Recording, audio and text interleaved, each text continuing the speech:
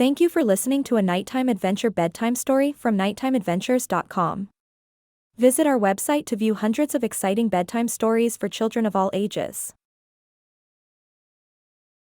The Nighttime Adventures of Max, the Fairies. Max was feeling sleepy and soon found himself in a dense forest, surrounded by towering trees and the sound of chirping birds. As he walked, he stumbled upon a group of fairies who were dancing and singing. They were so small and delicate, with wings that sparkled in the sun. "Hello, little ones," Max said with a smile.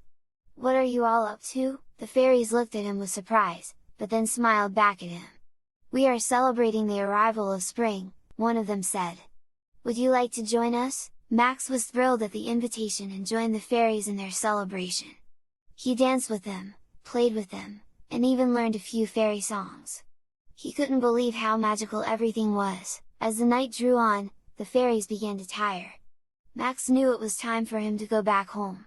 He said goodbye to his new fairy friends, promising to visit them again soon. As Max said goodbye to the fairies, he realized that he had no idea how to get back home. He looked around, but the forest was dark and unfamiliar. Panic set in, and Max began to feel lost. Suddenly, he heard a faint voice calling out to him.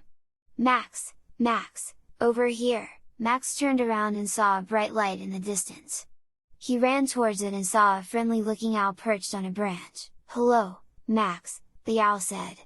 "I see you've had quite an adventure tonight." "Yes, I have," Max said. "But now I'm lost, and I don't know how to get back home." "Don't worry," the owl said. "I know these woods like the back of my wing. Follow me, and I'll take you home." Max was relieved and followed the owl as it led him through the forest. Along the way, the owl told Max stories about the forest and the creatures that lived there. Max was fascinated and listened intently. Finally, they arrived at Max's home. Max thanked the owl and said goodbye.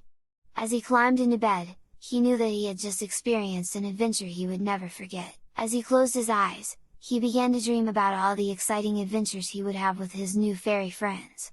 He knew that he would always cherish the memories of his magical night in the forest and that he would always be ready for whatever exciting adventures his dreams had in store for him next.